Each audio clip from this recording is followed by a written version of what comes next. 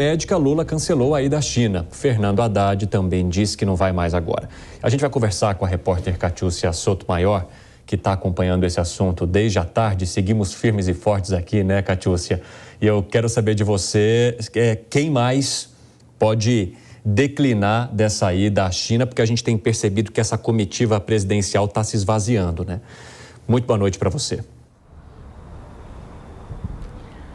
Boa noite, Evandro. Pois é, olha só, as rodadas de negócio entre os países acabaram sendo prejudicadas. Os cerca de 200 empresários que estão ali na China mantêm as agendas, mas sem a participação do governo, ou seja, a negociação fica enfraquecida, sem o ministro da Fazenda, sem a presença do presidente Lula, sem o ministro de Minas e Energia. A viagem à China era uma das mais importantes na agenda de Lula. E o adiamento foi comunicado para as autoridades chinesas e se negocia agora uma nova data, mas ainda não foi definida. O presidente, como a gente já disse, tem dito durante o dia hoje, foi diagnosticado com broncopneumonia bacteriana e viral por influenza A, e a orientação médica foi suspender a viagem até que se encerre o ciclo de transmissão viral. E aí o que a gente também já noticiou, em nota oficial, o Ministério da Fazenda informou que, em função desse cancelamento da missão presidencial à China, o ministro da Fazenda, Fernando Haddad, também não fará a viagem neste momento. Aqui no Brasil, ele deve seguir na articulação daquele arcabouço fiscal, a nova regra que substitui o teto de gastos e que seria apresentada ao Congresso após a viagem à China. O ministro Alexandre Silveira, de Minas e Energia, deve cancelar a viagem também. O presidente do Senado, Rodrigo Pacheco, é outra autoridade que não vai mais.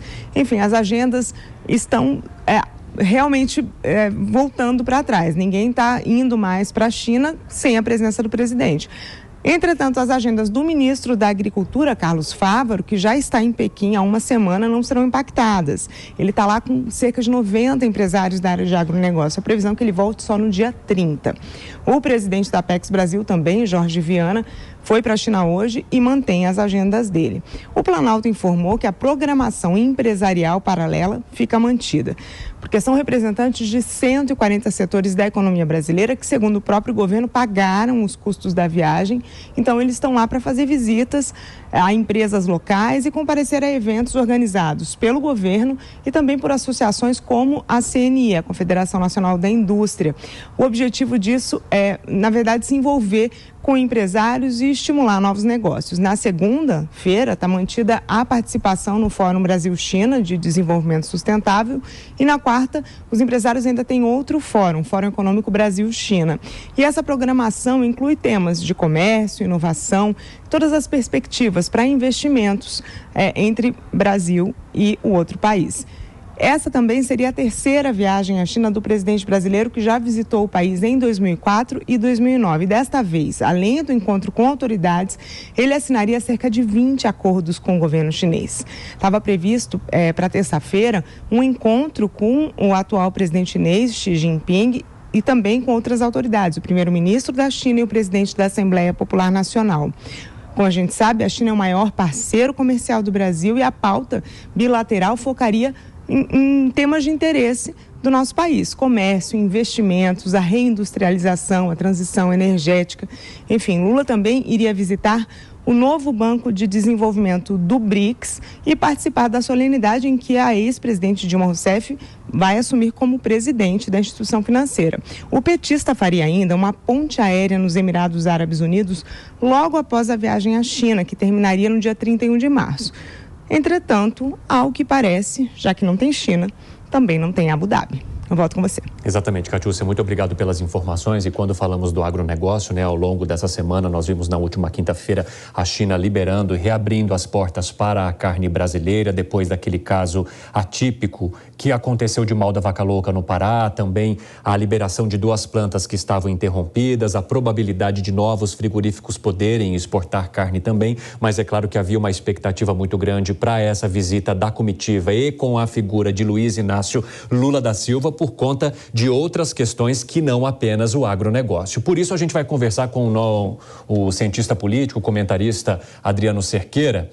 Adriano, seja muito bem-vindo, é um prazer falar contigo. Eu gostaria que você contasse para a gente, no teu ponto de vista, quais são as questões que saem mais prejudicadas sem a figura de Lula, sem a figura de Fernando Haddad, ministro da Fazenda, sem a figura do ministro de Minas e Energia, sem o presidente do Senado, Rodrigo Pacheco. As peças foram caindo depois desse diagnóstico de pneumonia de Lula. E de que forma que você vê isso? Muito boa noite.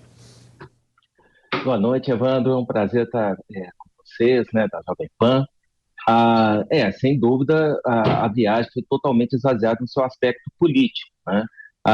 Enquanto uma agenda empresarial que já estava sendo tocada, né, principalmente focada no campo do agronegócio, ela continua. Mas, com certeza, já seria a oportunidade que o Lula teria, já no terceiro mandato, de iniciar, né, uma rodada de negociações também políticas envolvendo o governo da China. Ou seja, com certeza saiu prejudicado e provavelmente a agenda política interna deve ter sido o principal fator para fazer toda essa desmobilização do aparato político nessa viagem que não mais vai acontecer para a China.